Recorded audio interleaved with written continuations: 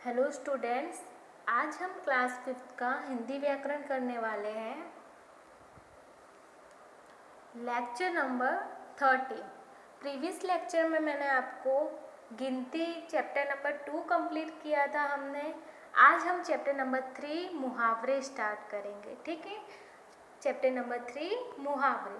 अब मुहावरे का अर्थ क्या होता है, मुहावरा क्या होता है, हम इस चैप्टर में ये सीखने वाले। ठीक है, तो मुहावरे का अर्थ होता है, देखो यहाँ पर मैंने क्या लिखा है, भाषा में कुछ शब्द प्रयोगों का विशेष अर्थ होता है। मतलब हम कभी कभी कुछ ऐसे शब्द प्रयोग कुछ बोलते हैं तो उसके लिए कुछ अलग वर्ड यूज़ करते हैं ना। तो जैसे कि मैंने यहाँ पर एग्जाम्पल लिया है, देखो, रोने से दिल का मैल धुल जाता है। तो यहाँ पर हमने एक अलग वर्ड क्या यूज़ किया, मैल धुल जाना। दिल का मैल धुल जाना का मतलब रियल अर्थ उसका क्या होता है, उसका दूसरा अर्थ होता है, हर चीज़ के दो अर्थ होते हैं। ठीक है, तो इसका दूसरा अर्थ क्या होता है कि मन से दुर्भावनाएं दूर हो जाना, है ना। क्या होता है, मन से दुर्भावनाएं दूर हो जाना। दिल का मैल धुल जाना मतलब मैल धुल जाना नहीं, मन से दुर्भावनाएं दूर हो जाना। मतलब किसी विशेष अर्थ को प्रकट करने वाले वाक्यांश को हम क्या बोलते हैं, मुहावरा बोलते हैं। ठीक है, मुहावरों का प्रयोग हम कब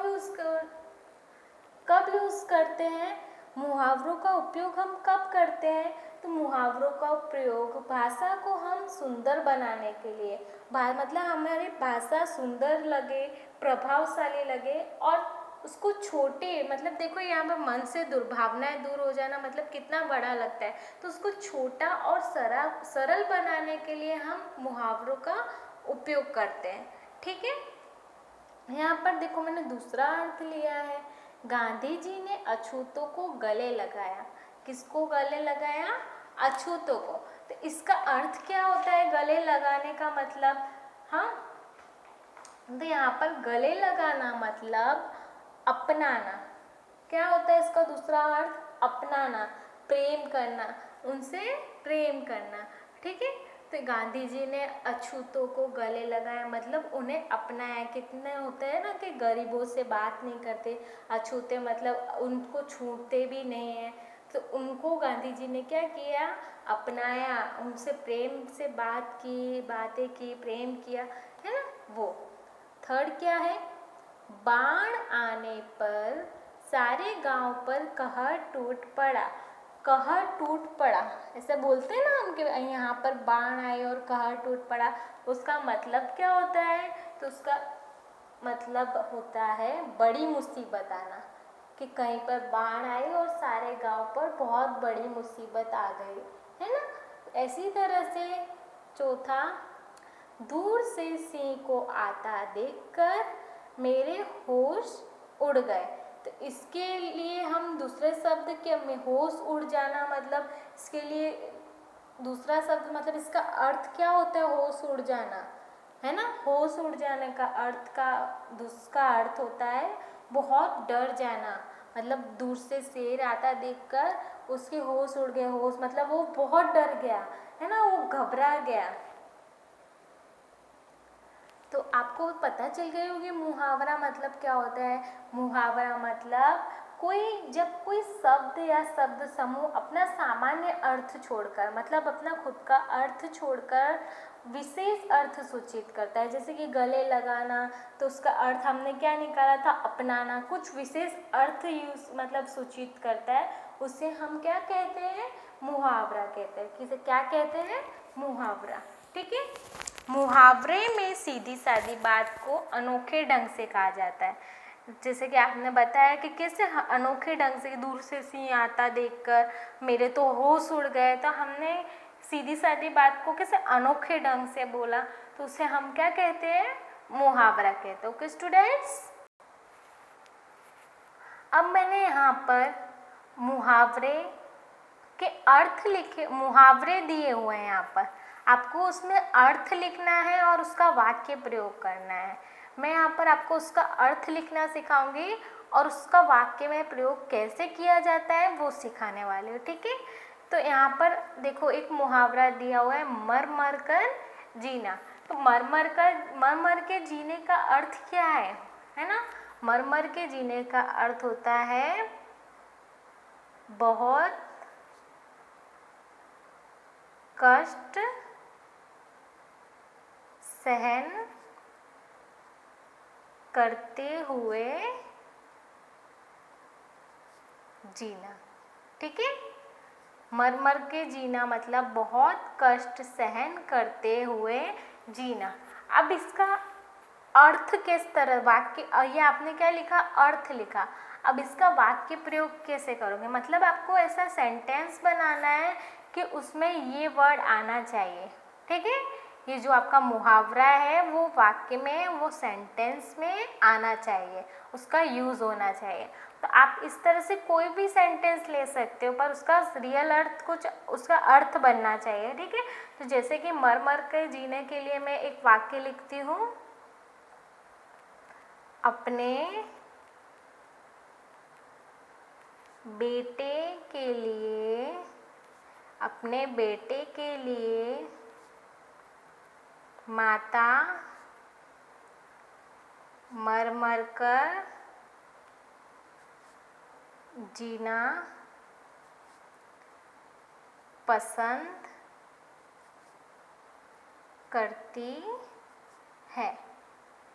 मैंने यहाँ पर सेंटेंस क्या बनाया, अपने बेटे के लिए माता मर मर कर जीना पसंद करती है। तो यहाँ पर आपने एक वाक्य बनाया, उसमें देखो ये मर मर कर जीना आया ना, यह हमारा मुहावरा था, मर मर कर जीना। तो वाक्य में उसका यूज़ हुआ।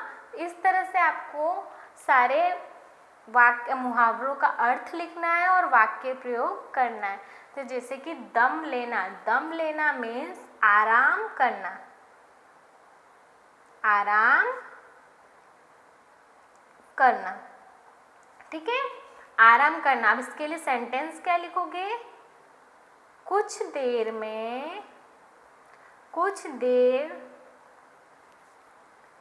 दम लेकर हमने फिर यात्रा शुरू की, ऐसे लिख सकते हैं हम, हमने फिर यात्रा शुरू की। तो आपने ये सेंटेंस बनाया। अब यहाँ पे देखो, इसमें दम लेना मीन्स दम लेकर आ गया, आपका मुहावरा इसमें हो गया इसका यूज़। तो इसी तरह से आपको वाक्य बनाना आना चाहिए। ज़रूरी नहीं है जो मैंने लिखा है वही आपको लिखना है, आप उसकी जगह कुछ भी लिख सकते हो। ठीक है, पर आपको ये मुहावरा आपको इसमें वाक्य में आपके आना चाहिए। ठीक है, ओके। अब थर्ड क्या है, पसीना बहाना।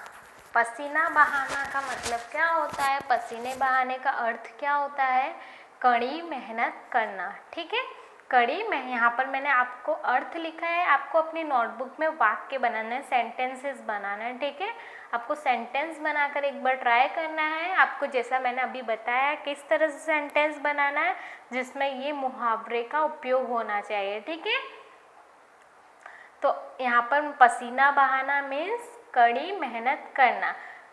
आँखों का तारा होना, उसका अर्थ क्या होता है, बहुत प्यारा होना। आँखों का तारा होना मतलब बहुत प्यारा होना। इसी तरह से मैंने आगे भी कुछ मुहावरे और उसके अर्थ लिखे हैं और वाक्य आपको बनाने हैं, तो मैं आपको उसके अर्थ बताने वाली हूँ। ठीक है, उत्तेजित होना, उत्तेजित होना का मतलब होता है गुस्सा होना। उत्तेजित होने का मतलब होता है गुस्सा होना। तो इसका आप वाक्य किस तरह से बना सकते हो कि बेटे के झूठ बोलने पर पिताजी उत्तेजित हुए, या बेटे के झूठ बोलने पर पिताजी उत्तेजित हो गए।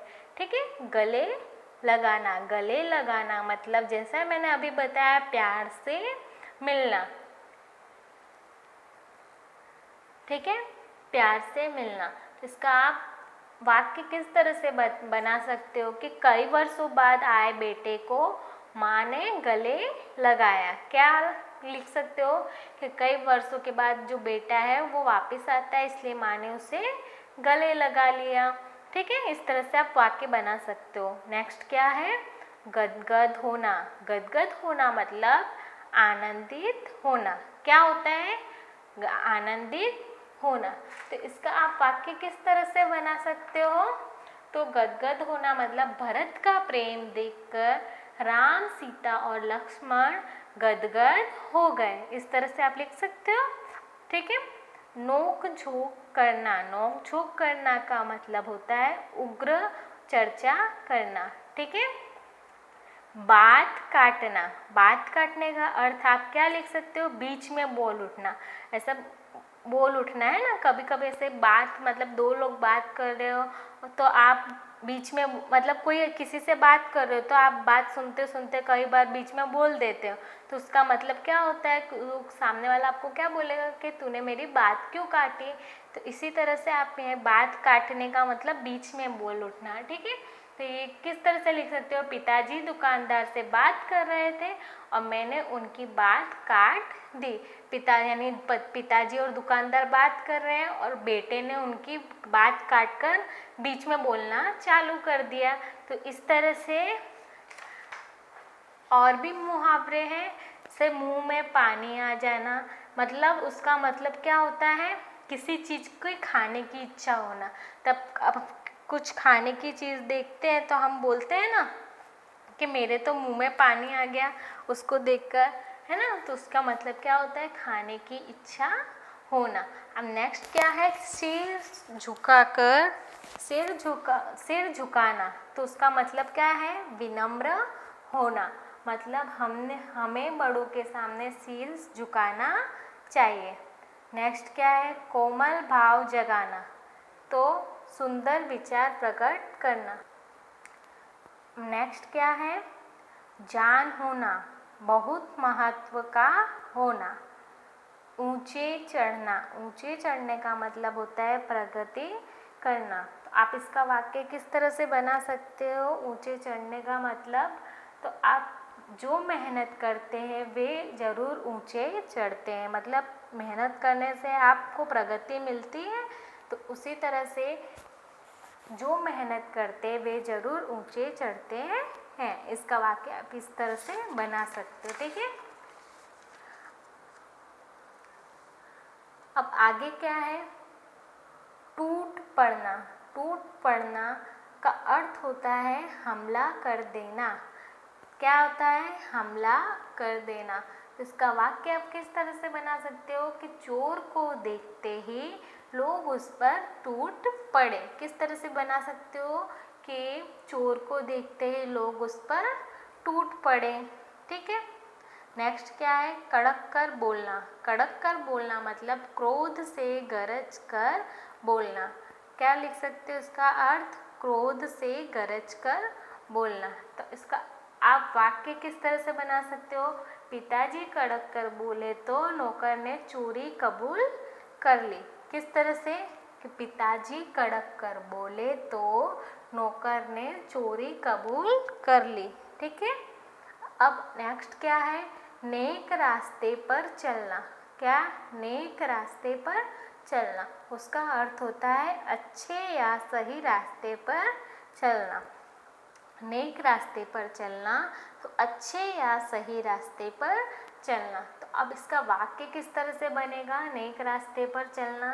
तो रामायण हमें नेक रास्ते पर चलने की सीख देती है। क्या लिख सकते हो? रामायण हमें नेक रास्ते पर चलने की सीख देती है। ठीक है। अब नेक्स्ट क्या है? कीमत ना होना, मतलब महत्व ना होना।